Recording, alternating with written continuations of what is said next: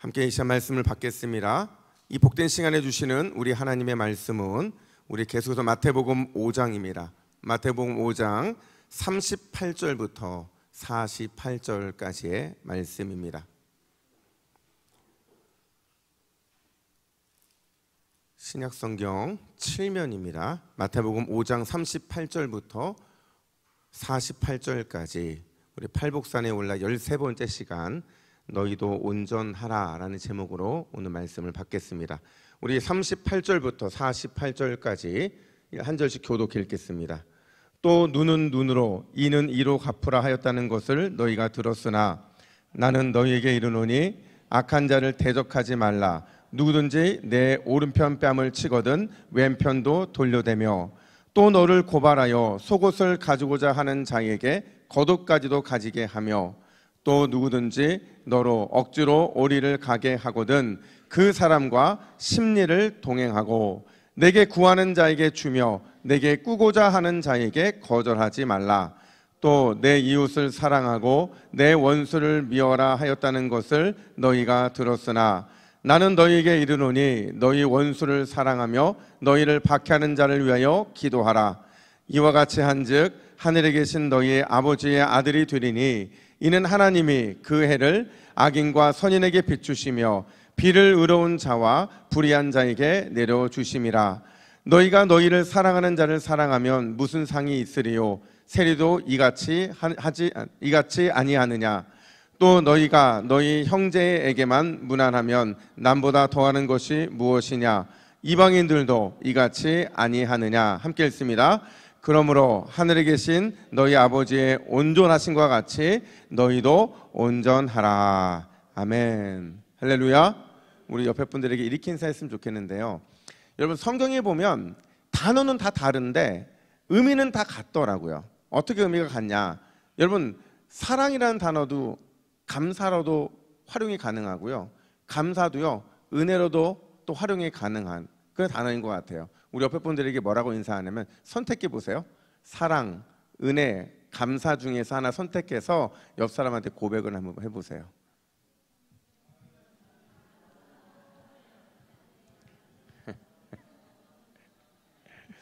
여러분, 이런 인사를 할 때는 좀 환하게 웃으면서 좀 인사를 해주면 되는데 우리가 평소에 너무 안 하다 보니까 쑥스러워가지고 인사를 못 하는데 다시 한번 하나 더 늘었어요. 사랑, 감사, 은혜, 축복, 요 네 가지 중에서 하나를 선택해서 아까와 다른 것으로 인사하겠습니다.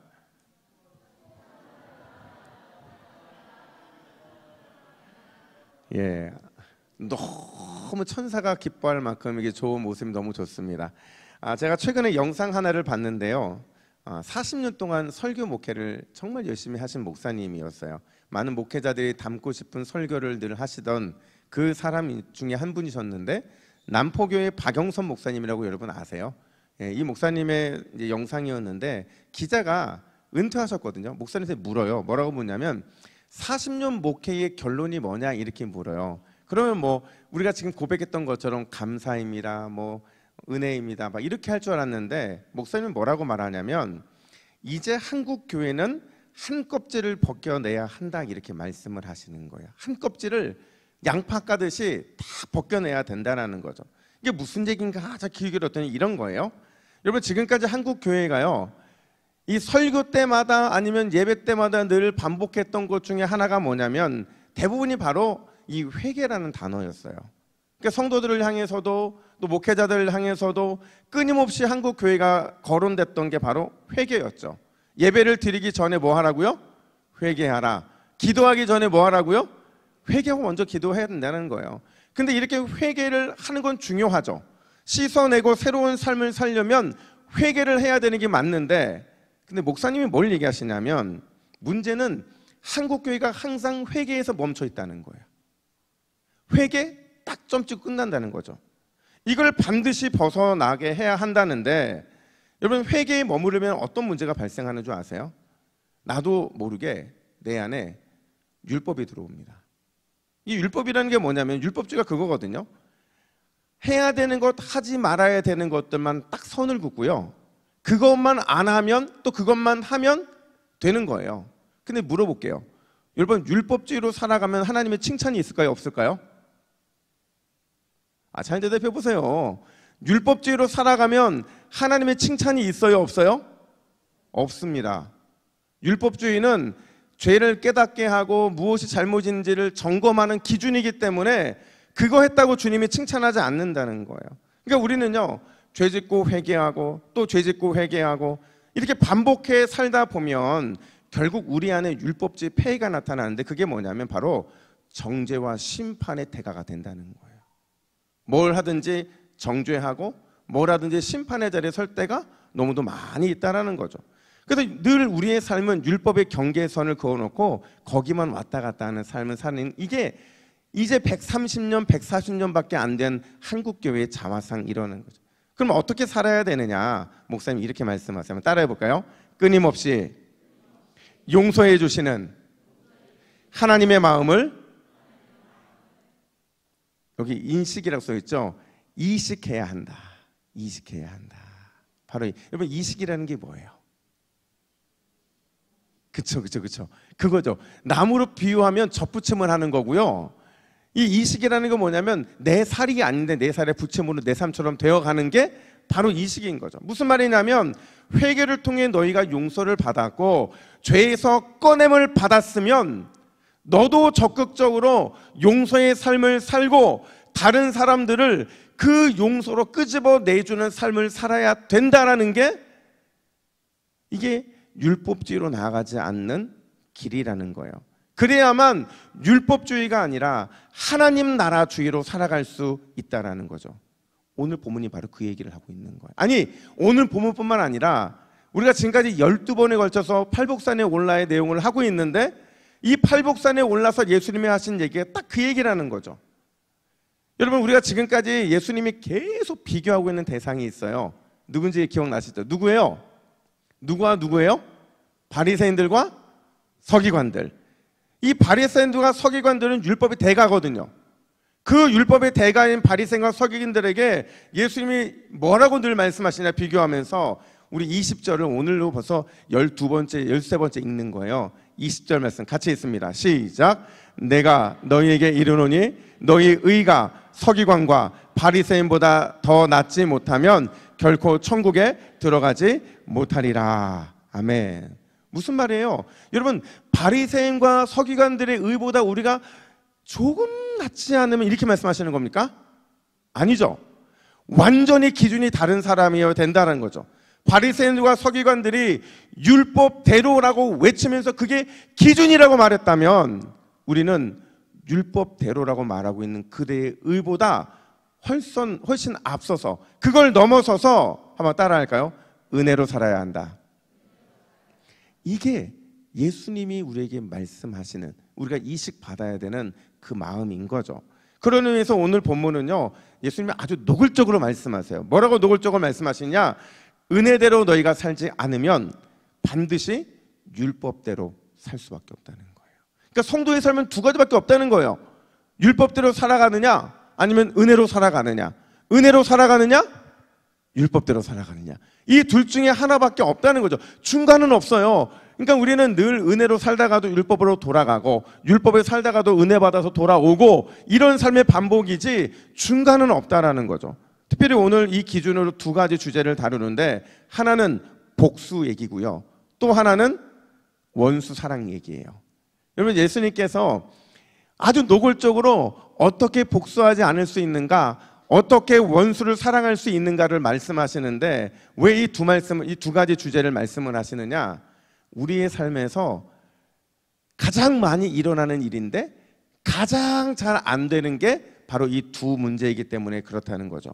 여러분, 먼저 원수, 그러니까 복수와 관련된 얘기를 먼저 해보면요, 여러분, 우리는 복수를 해야 됩니까? 하지 말아야 됩니까? 아니, 확실하게 얘기하세요. 여러분, 우리가 복수를 해야 됩니까? 하지 말아야 됩니까? 여전히 확실하게 대답하지 못하는 이유를 제가 말씀드릴까요? 이건 제가 스스로 제 마음을 들여다 보니까 이렇게 나오는 답인데, 하지 말아야 되는 건 알겠는데 내 마음대로 된다 안 된다? 안 된다라는 거예요.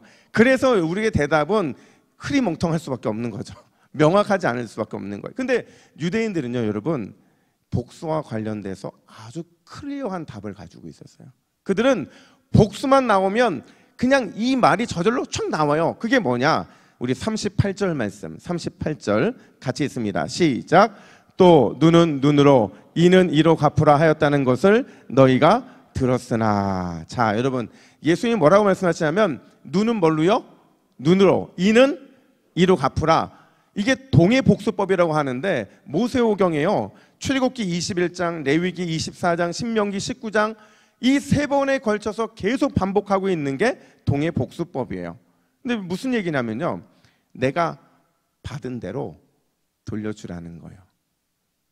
만약에 내가 폭력으로 받았으면 뭐로 돌려주라고요? 폭력으로 돌려주고, 말로 받았으면 말로 돌려주고, 감정으로 받았으면 감정으로 돌려주라는 거죠. 여러분 한번 상상을 해보세요.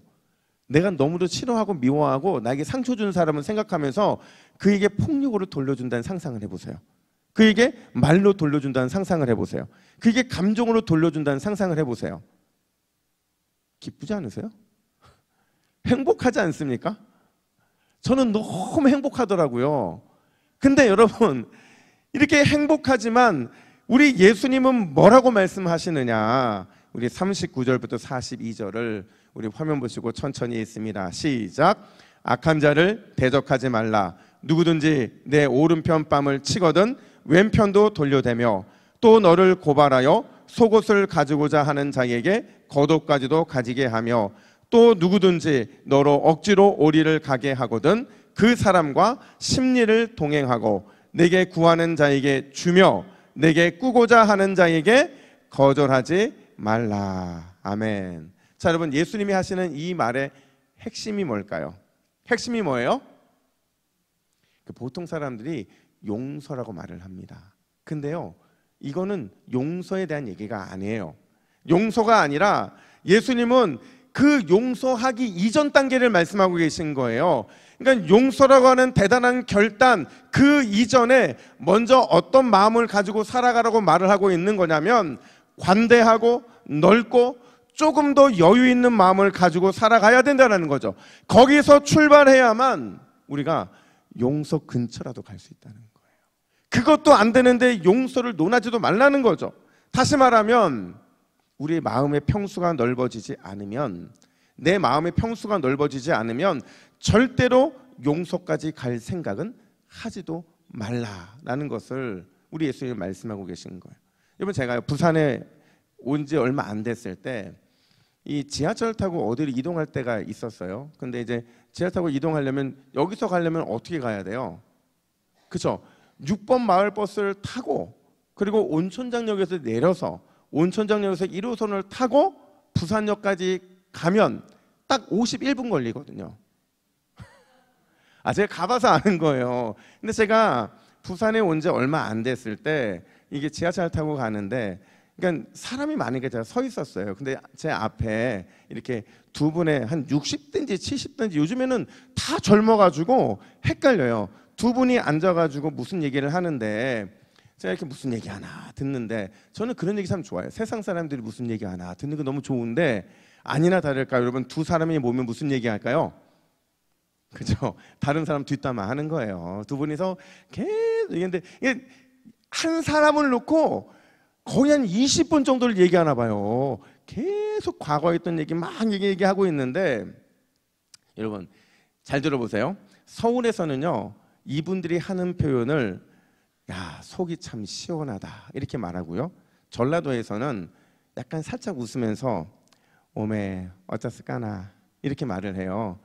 요거를 두 사람이 이렇게 다른 사람 뒷담화 하다가 도마에 올려놓고 막 칼질하다가 갑자기 그분이 이런 얘기를 하시는 거예요. 그 말을 하는 분이, 근데 걔가 쓰러져서 119에 실려갔다는 거예요. 그러면 우리는 어이구 어떻게 이래야 되잖아요. 근데 그 듣던 그 상대방 아주머니인지 할머니인지 그분이 뭐라고 하신 줄 아세요? 부산 사투리로 아주 꽃이다. 제가 처음 알았어요. 부산 사투리가 이럴 때 이런 거 쓰는구나. 여러분 써보셨어요, 이런 말? 거 봐. 다 써봤네. 아이고 꽃이다 이러는데, 저는 그게 머릿속에서 서울 갈 때까지 떠나질 않는 거예요. 아이고 꽃이다, 아이고 꽃이다, 아이고 꽃이다. 그래서 야, 이게 참, 이게 좀 물어봤어요. 제가 이전에 사역하던 사역자들한테 부산 사투리를 배우면서 꽃이다가 뭐냐 그랬더니, 서울은 보통 꽃이다를 어떤 표현을 쓰냐면 이렇게 유혹하다, 이럴 때 꽃이다라고 쓰거든요. 근데 부산은 언제 때 꽃이다 써요? 아이고 꽃없다, 꽃어와, 이럴 때, 그죠? 이럴 때 꽃이다를 쓰잖아요. 근데 제가 알았어요. 아, 부산에서 없어져야 될 단어 1번 뭐라고요? 꽃이다. 여러분, 우리 동부교회는 꽃이다가 사라진 교회가 되어야 될 줄로 믿습니다. 여러분, 예수님이요, 이 꽃이다라는 말을 듣는 순간 얼마나 가슴을 치셨을까요? 이게 복음과 반대되는 말이거든요. 지금 예수님이 하고 계신 말과 정반대되는 말이라는 거예요. 그러면서 예수님께서 오늘 우리에게 꽃이다를 없애고 그 자리에 뭘 넣으라고 말씀하시냐면, 자, 우리 39절을 보세요. 39절 같이 있습니다. 시작. 누구든지 내 오른편 뺨을 치거든 왼편도 돌려대라. 아멘. 여러분, 잘 보세요. 오른손으로 상대방을 때리면 어느 편을 맞을까요? 오른편 맞아요? 왼편 맞아요? 왼편 맞죠? 한번 때려보셔야 아세요? 안 되잖아요. 그러니까 때리면 어디 맞아요? 왼쪽 맞잖아요. 그럼 지금 예수님이 오른손으로 들어서 지금 어떻게 말하는 거예요? 오른쪽 뺨을 때린대요. 그럼 어디로 때리는 거예요? 손등으로 때리는 겁니다. 이렇게. 이런 거 맞아보셨어요? 당연히 맞아보면 안 되죠. 왜냐면 문화를 떠나서 그 나라도 그렇지만 우리도 그렇지만 손등으로 때린다는 것은요, 세게 맞는 그 정도가 아니라 이거는 자존심이 상하는 겁니다. 너무나도 이 우리의 마음을 치욕스럽게 만드는 때리는 거거든요. 근데 예수님께서는 이런 치욕을 당했을 때 어떻게 하라고 말씀하세요? 이렇게 딱 됐으면 요것도 맞으래요. 여러분, 이게 무슨 말일까요? 예수님께서 이렇게 때려서 기분 나빠 죽겠는데 이렇게 때리래요. 무슨 말이에요? 이 말은요, 그냥 저주라는 말이에요. 싸울 때 그냥 저주라는 말이에요. 이 저주라는 말을 저는 이렇게 표현을 하고 싶어요. 마음의 평수를 넓히라는 거죠. 마음의 평수를 넓히라.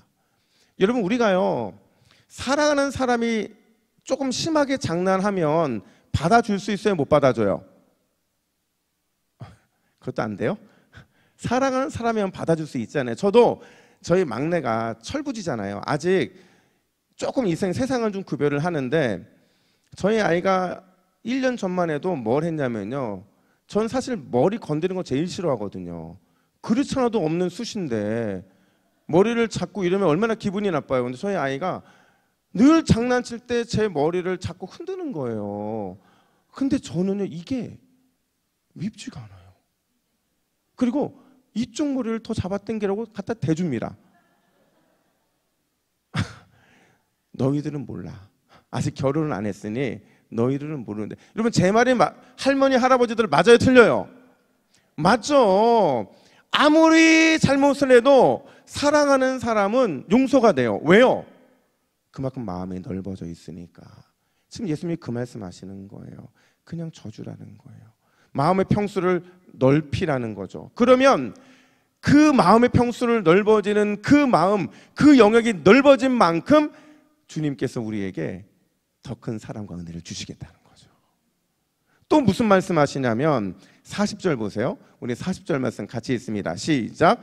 너를 고발하여 속옷을 가지고자 하는 자에게 겉옷까지도 가지게 하며. 아멘. 여러분, 당시 유대인들은요, 겉옷을 저당 잡는 걸 좋아했을까요? 싫어했을까요? 여러분, 만약에 여러분들이 겉옷과 속옷 중에서 저당을 잡아야 된다면 뭘 잡으시겠어요? 겉옷을 잡죠. 누가 속옷을 저당 잡겠어요?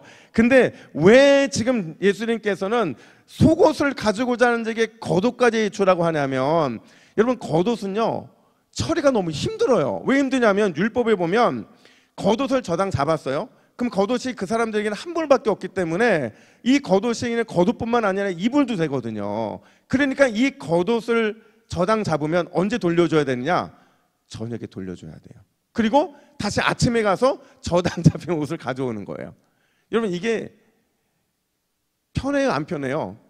너무 불편하죠. 그러니까 그들은 겉옷 말고 속옷을 저당 잡아서 돈을 꿔주고 이런 역할들을 했는데, 지금 예수님께서 속옷을 달라 하면 저당 잡힐 필요 없는 겉옷을 주라고 말씀하시는 건 뭐냐면 너희의 소유에 대해서 그냥 주라는 거예요.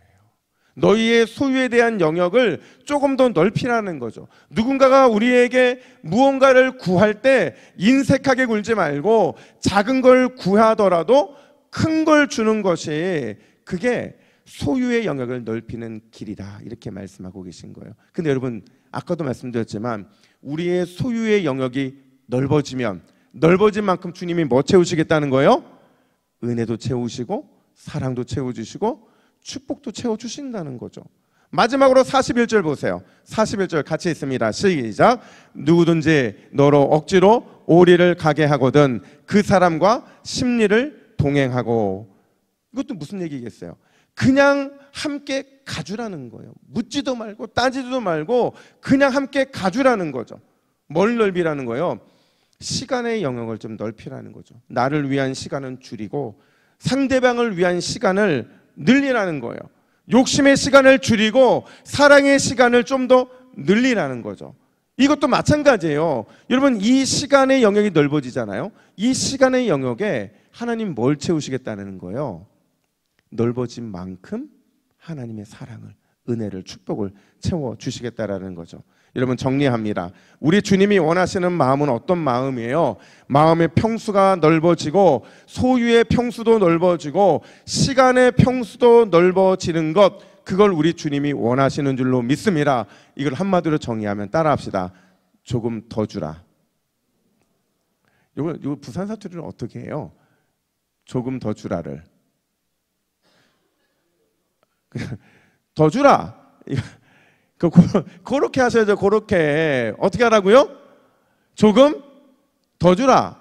좀 더 베풀어 주라는 거예요. 시간도 베풀고 소유도 베풀고 마음도 다 베풀어 주라는 거죠. 누구에게요? 이게 중요해요. 누구에게? 사랑하는 사람에게입니까? 아니에요. 복수의 대상, 절대 사랑받을 자격이 없다고 생각하는 그 사람에게 그렇게 해주라는 거예요. 왜요?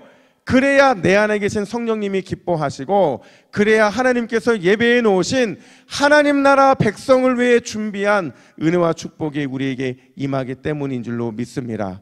우리 옆에 분들이 이렇게 축복하고 인사합시다. 제가 조금 더 하겠습니다.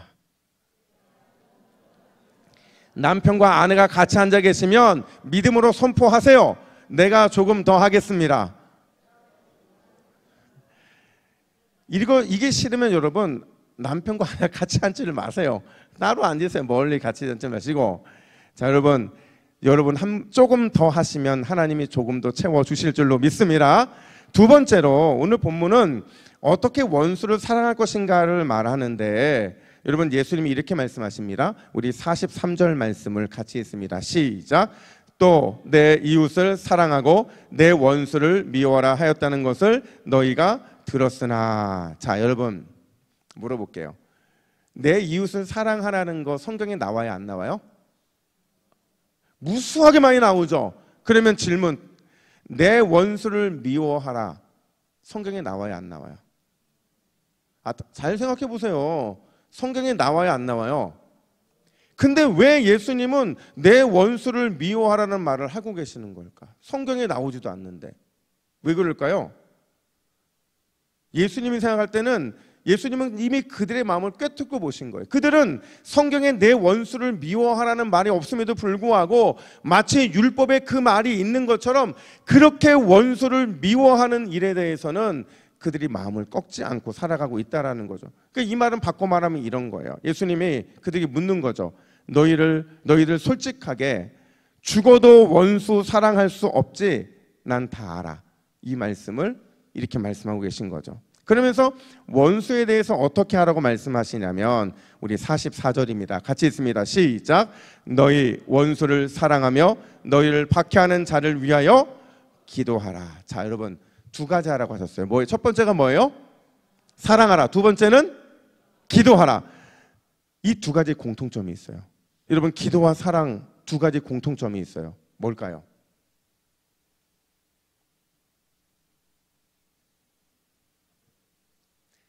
네, 맞아요. 그거예요. 그거. 예. 뭐냐면요. 뭐냐면 지금 예수님께서는요. 일부러 사랑을 말씀하고 계시는 거예요. 일부러 기도를 말씀하신 거죠. 왜냐하면 사랑과 기도는 우리의 의지가 반영된 거기 때문에 그래요. 사랑하려면 그리고 기도하려면 반드시 뭐가 있어야 돼요? 의지가 있어야 된다. 우리의 결단이 있어야 되고 치열한 몸부림이 있어야만 된다는 거죠. 왜냐하면 우리는 단번에 절대로 원수를 사랑할 수 있는 사람이 아니거든요. 우리는 너 쉽게 이 원수를 위해 기도할 수 있는 사람이 아니기 때문에 그래요. 계속해서 마음으로 결단하고 기도하고 넘어지면 또 결단하고 기도하고 또 넘어지면 그래도 결단하고 기도해야만 그래야만 완전하지는 않아도 원수를 온전히 사랑하고 원수를 위해 온전히 기도할 수 있기 때문에 그런 거죠. 자, 여러분 이 제가 두 단어를 말씀드릴 텐데 두 개 중에 여러분의 어떤 게 더 마음이 끌리는지 한번 선택해 보세요. 사랑의 원자탄, 예수 중독자. 어떤 게 더 끌려요?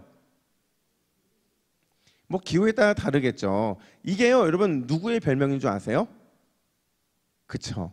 손양원 목사님의 호가 산돌이에요. 산돌 손양원 목사님의 별명이 이 두 가지인데 제가 지난 월요일 날이요.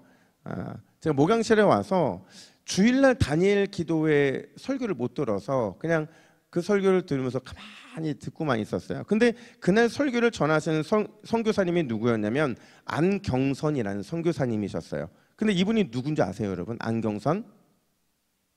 손양원 목사님의 손자예요. 근데 신기하죠? 손양원 목사님의 성은 손신데 지금 손주는 무슨 성인 거예요? 그렇죠. 안씨잖아요. 우리가 잘 아는 것처럼 이게 왜 이런 현상이 나타났냐면 원래 손양원 목사님은 두 아들이 있었잖아요. 동인과 동신. 두 아들이 있었는데 동인이 23살, 동신이 18살 때 1948년도 여수 순천 사건이 발생하는데 그때 좌익들에 의해서 순천 경찰서 뒷마당에서 이 두 아들이 총살을 당하게 됩니다. 근데 이 총살을 시켰던 사람의 이름이 누구냐? 안재선이에요. 여러분 안재선 누구랑 이름이 비슷해요? 성이 그죠? 안경선 선교사님과 비슷하잖아요. 그 아들이고 그 아버지예요. 근데 우리가 사랑의 원자탄이라고 말을 할 때 손양호 목사님을 왜 그렇게 부르냐면 결국 이 안재선을 자기 아들 죽인 안재선을 자기의 양자로 드리거든요. 양아들로 받아들인다는 거죠. 근데 이 양아들로 받아들이는 그때에 하나밖에 남지 않은 이 자신의 딸 손동희 권사님이 아버지에게 처음으로 항의를 합니다. 뭐라고 항의를 하냐면 이렇게 항의를 해요. 아버지, 용서했으면 용서했지 아들을 삼겠다는 것은 무엇인가요? 아버지 아들로 삼으면 그 원수가 내게는 오빠가 될 텐데 그 원수를 오빠라고 부르라는 말입니까? 그건 안 될 일입니다. 아버지는 예수님을 믿어도 너무 유별나게 믿습니다. 그래서 아버지의 별명을 이 딸이 지어요. 뭐라고 지었을까요? 우리 아버지는 예수 중독자다. 이렇게 지어요. 그때 이 권사님에게 이 딸에게 목사님이 뭐라고 말했냐면 동희야 성경을 자세히 읽어보면 분명 원수를 사랑하고 했지 않니? 용서만으로는 안 된다. 그를 살려두는 것만으로는 부족한 거예요. 이 대답을 해요. 근데 제가 그분의 간증을 쭉 들으면서 저는 항상 그랬거든요.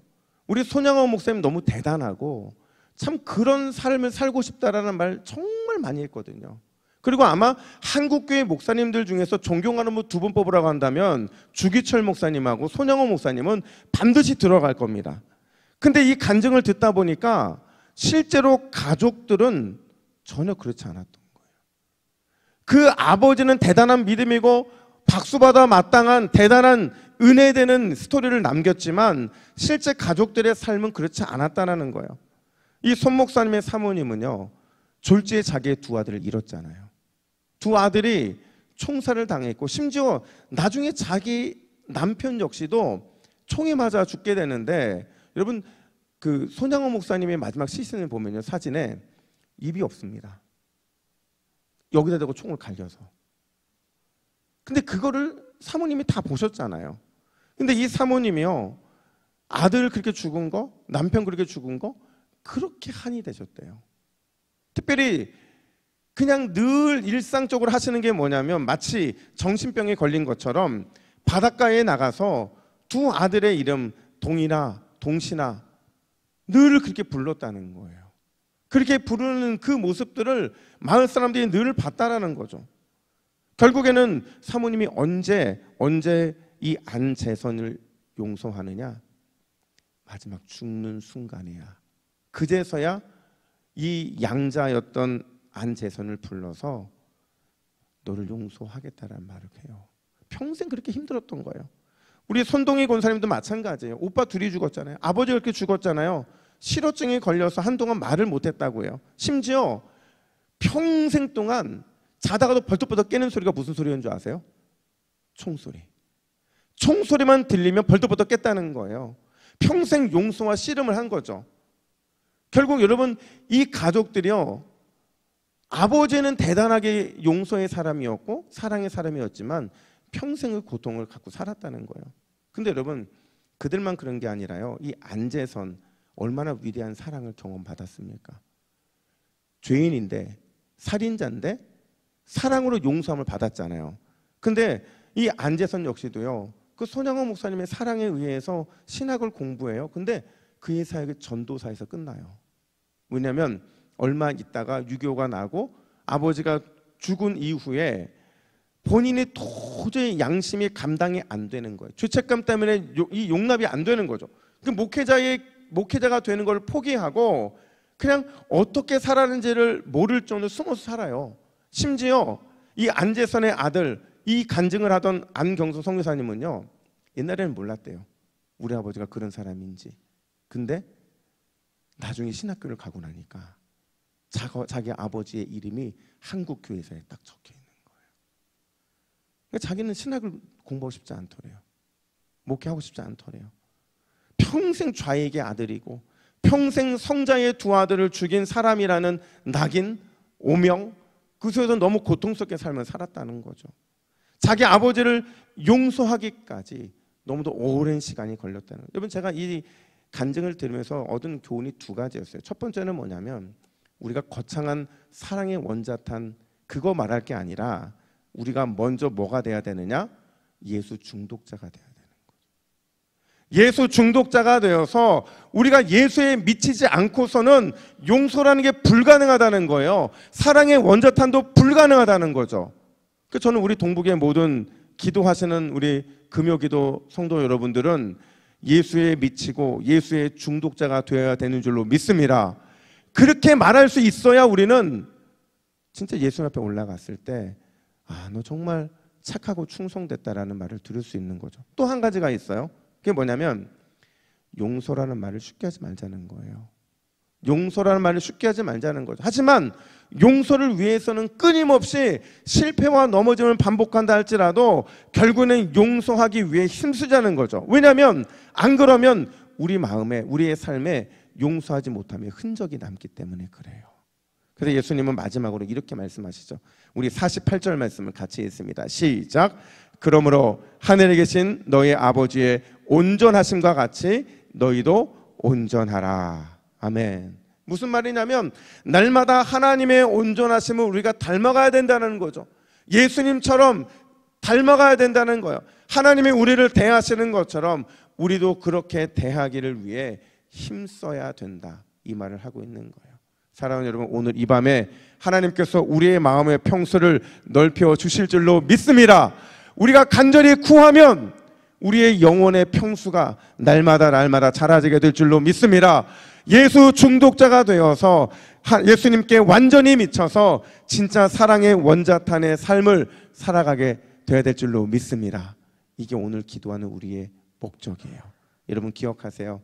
용서는요 결국에는 우리를 이기게 하는 거예요. 사랑은요 결국 우리의 삶을 치료하는 겁니다.